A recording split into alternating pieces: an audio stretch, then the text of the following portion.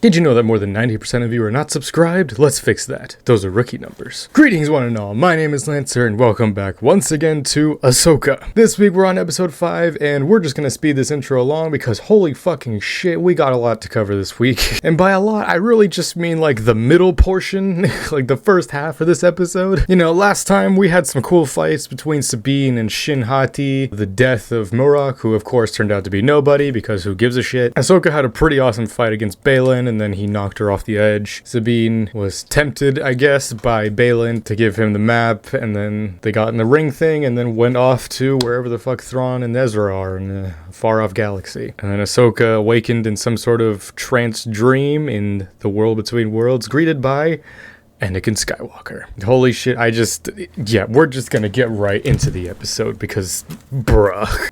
Alright, bruh. This is what we're here for. This fucking scene. You look the same. You look old. Those lines should have been flipped. You lost a fight. I don't remember. Trust me. You lost. There's a lot I have to say about Hayden in this scene and like other scenes later, but it's so weird. I don't know. I talked about it a little bit last week that I feel like these interactions between these two are gonna feel a little weird, if not disconnected, just because obviously we are so used to the interactions of Matt Lannern's Anakin Skywalker and Ashley Eckstein's Ahsoka, whereas now we have Hayden Christensen's Anakin Skywalker and Rosario Dawson's Ahsoka. Their dialogue is interesting. Of course, there's a lot that I want them to talk about. One of the funny things that I saw last week is just like, so Master, why do you have a robot arm if you're a ghost? It's like I said last week, she's seeing him as she last saw him, which was, you know, his Revenge of the Sith look. One is never too old to learn, Snips. Him? Okay, that was the one thing I was just like, I don't know how I'm gonna feel about him saying snips. But when he says it, I can see Matt Lannern, or I not see Matt Lannern, but I could hear like his voice still, and I like that. Live? That's the wrong lightsaber sound. I won't fight you. I've heard that before. Yeah, not from her. Nice little Luke reference there.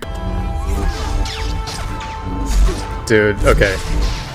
Okay, I gotta say this as well. Just throughout these scenes, just watching him and Ahsoka fight. Obviously, I don't want to talk shit about, like, Rosario, but, like, it's so clear just how much better he is with a lightsaber. Like, of course, the story and the editing plays it off that, like, she's better than him now, which... Nah. Like, dude, I can watch Hayden Christensen just swing a lightsaber around every day of the week. So much episode 3 in there, man. Like, that part's pretty, like, but, like, it kind of makes sense for this scene, I guess, because he's training her again.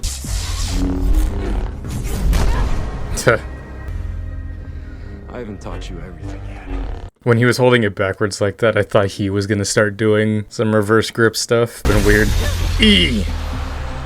I didn't notice initially just her costume change until right about here. Yeah.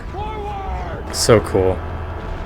I also love the attention to detail of like the different clones. Like some of them have the blue, some of them are still in white armor. So this version of Ahsoka, I guess it's kind of cool because you never really sort of realize how young Ahsoka actually is in the animation, because obviously it's animation, you can't really tell. I think this gives a perfect illustration because Ahsoka is only 14 when the Clone Wars starts. It's cool that it's the Tales of the Jedi look. Like, of course, you could say whatever you want about, like, it's not actually what her outfit, like, blah, blah, blah, like, whatever. I don't care. I think the outfit still looks good. The ATTE in the background. This is the Clone Wars. Yeah, no kidding. Just seeing his... This is all I wanted. Okay, like, just when I first heard this show, I'm just like, this is all I gave a shit about ever seeing. Just seeing Anakin in his armored look. Just after looking at these scenes, it's like, I think the live action Clone Wars is gonna be more of a reality than we think. I know they talked about doing a movie or whatever, but like, since they have like all these like new costumes and stuff and everything, I feel like it'd be a waste to just use it for just this episode and not, like, obviously they're gonna put them to use again, right? This was one of our first missions. Why are we here? You tell me. Okay, when she said that, and then I looked at like the background-ish, I was like, Is this Teth? She said one of our first missions, so, and like it's kind of purplish and foggy, so I'm like, is this Teth? Just like the Clone Wars movie? I don't understand. That's your problem. I love his hair, dude. So cool. Gotta keep up. That it's gotta be Teth. He said that. When we had this, this little scene here with her and the clone, I thought it was gonna maybe transition to like present day where like she said goodbye to Rex or something. But speaking of Rex, that's fucking awesome. Just seeing a little, the fact that they put that much just into like the background of Phase 1 Rex, it's like, dude, the Clone Wars movie has gotta happen at some point. Like, even if they just do like a live action recreation of the Clone Wars movie, I'd be fine. Just maybe remove the like Road to the Hut segment, but like, okay, the one thing that made me think that maybe this isn't Teth is just like the Twi'lek soldiers in the background. That makes me think, is this Ryloth, maybe? But they were never on the ground during that battle. They were in space. But our mistakes cost lives. That doesn't bother you? Of course it does. Dude. Look, when Obi-Wan taught me, we were keepers of the peace. But now, to win this war, I have to teach you to be a soldier. Yeah, there you go. I mean, I saw that coming. As soon as he said, like, we're keepers of the peace, it's like, all right, then where's the now we're soldiers line or something? Like, bro. Oh, my God. The only, like, kind of little thing I have is just, like, I could tell that Hayden Christensen is trying to do a different take on Anakin. Obviously the one we're so used to, classic Hayden Christensen acting. So it is kind of throwing me off a little bit. Like, I think also he might be trying to channel a little bit of like Matt Lantern's Anakin. He definitely is. Is that all I'll have to teach my own Padawan one day? How to fight? Do you even want a Padawan? You know, teaching's not all it's cracked up to be. Really? What if I want to stop fighting? Then you'll die. Then you will die. And I love that after he says that, yeah. Fucking awesome, man. Dude, as soon as I saw the blue lightsabers, I knew immediately where we were. I was holding out a little bit. I was just like, dude, please, Maul. Just maybe a little bit of him, but I was like, nah, maybe not. But I mean, just seeing the live action version of the Super Commandos, like, that's cool, man. Hey, how was she able to stab through Beskar? I thought it was supposed to be immune to lightsaber. We'll secure the perimeter. Come on, let's go. So I did know about that, because like if you look at the cast list for Ahsoka, there is at like the bottom like Tamira Morrison as Captain Rex. So I was like, in which part of time? It's sad that like he's not physically here, but it's just his voice, but that's still cool. I love seeing her season 7 look at live action. This show's just giving us everything. You're a warrior now, as I trained you to be. You're part of a legacy. Mm-hmm. But my part of that legacy is one of death and war. But you're more than that. You are more, Anakin. But more powerful and dangerous than anyone realized. Yeah, I like this actress. It would be a waste not to use her in more stuff. You've learned nothing. Don't say that. Back to the beginning. When he said that, I was just like, oh, is he just gonna keep her in just this loop of memories until she learns? Live. And then the yellow eyes, dude. Or die.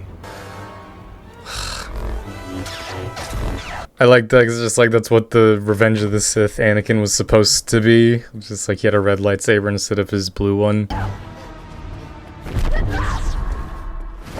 Dude, this shot. Oh, it's that shoulder shrug, like, bro, this is full power Vader right here, bro. You lack conviction.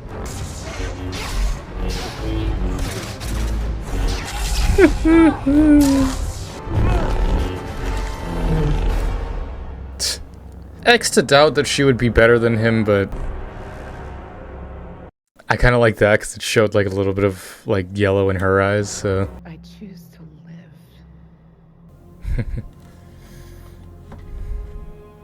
There's hope for you yet. What a mic drop. Alright, and the episode's over pretty much. There's one last little thing I wanted to like touch on, but yeah, headbandless Ahsoka. I never thought I would ever see that and I never wanted to see that ever. I can already see the memes. Headbandless Ahsoka doesn't exist. She can't hurt you. Oh, man. Oh, yeah, and then also this. She just straight up is just Gandalf the White. So that's what this whole metaphor was. We literally just had a Lord of the Rings thing. She went in with her gray suit, got baptized, slayed her foe, and smelted his ruins across the mountainside, and then was reborn as Ahsoka the White. I guess it's like a metaphor of even when she had like the lightsaber there, like, because she's gray Jedi, she could have went either side, dark side or light, but this is her, like, I choose to live. I chose to keep following the light side. And then, yeah, they're just in the whale. It's a good thing they survived this. Kind of putting a lot of faith that what if this Purgle is just like, ugh. This whole thing, she just straight up just like, I don't know where we're gonna go, but at least we're gonna go somewhere. It's like, that's not going where you're supposed to go, though. It's like, what if they just shoot past the galaxy where everyone else is? They go to an even farther galaxy. Like, bruh, whatever, man. I don't care anymore. The rest of this series can be whatever the hell it's gonna be. I saw what I wanted to see. Like Balin and Shin Hati, they're cool characters, I guess. And it's gonna be cool to see Thrawn and Ezra again. But with the Ahsoka show, this is all I wanted to see. I hope maybe we see a little more, but if we don't, and we probably won't, I'm fine. But again, that pretty much was episode 5 of Ahsoka. The best episode. And I'm gonna make a prediction. It's the best episode for the whole series. I know there's still 3 episodes left, but I'm gonna say it with confidence. This was the best episode. Just as a Clone Wars fan, it's everything I wanted to see. Again, obviously I'm still gonna watch the show and I'm still gonna enjoy it for what it is, but this is all I wanted. This is all I've ever wanted. And this pretty much is like confirmation for me, unless Disney decides to Disney it up and cancel a million things again. The Clone Wars live action movie or whatever they decide to do is more of a possibility than we realize, especially that they have all these like new assets and stuff for just this one episode, like the Phase 1 and Phase 2 Rex costume, like Anakin's whole like Phase 1 outfit, this new actress who plays like younger Ahsoka and her whole outfit's like, bruh, I want to see Obi-Wan with like his mullet again and then his clone armor. We can get Samuel L. Jackson back as Mace Windu. So much love just being given to the Clone Wars and even Rebels as well, just in this whole episode, like, and just everything with seeing Hayden Christensen play Anakin and Vader. The only thing is, like, I kind of wish we got like a little more emotion from Rosaria's Ahsoka. It's like I felt much more emotion with the kid Ahsoka. Either way, this was just me gushing about that one scene pretty much. I mean, the rest of the episode was fine as well, like just everything with Jason, you know, tapping into his like force powers a little bit, and even Hera, just like, because after everything Hera's been through with Jedi by this point, it's like, yeah, just trust what he's doing. I kind of wish he maybe brought up Luke. I mean, I guess it might be a thing of, this isn't necessarily Anakin actual like force ghost whatever Anakin, it's more Anakin as Ahsoka remembers him, because I saw like memes earlier today just like Anakin should have just been like, hey, go tell my son that there's clones of the Emperor on Exegol, you should probably deal with that. Again, I'm making stretches for the sake of it, but it's just like, I don't care. Just everything in this, the lightsaber fight, I love just seeing Hayden Christensen, like, that was the best part of Obi-Wan as well, was seeing Hayden Christensen, like, fight as well. Of course, it's the obvious thing, just like Hayden Christensen is pretty old now, and you can even still hear that when like he's talking. I just feel so happy for him, just the fact that just the early 2000s and just that whole time he was just getting slewed non-stop, both him and George Lucas, but just now he's able to be accepted and happily welcomed back into the series because Star Wars fans are so hypocritical. Either way, I'm just happy for him. This was my re-reaction and review of episode 5 of Ahsoka. Join me next week for episode 6, as well as everything else that'll be coming out soon. So until next time, I'm Lancer. Thanks for watching. May the Force be with you.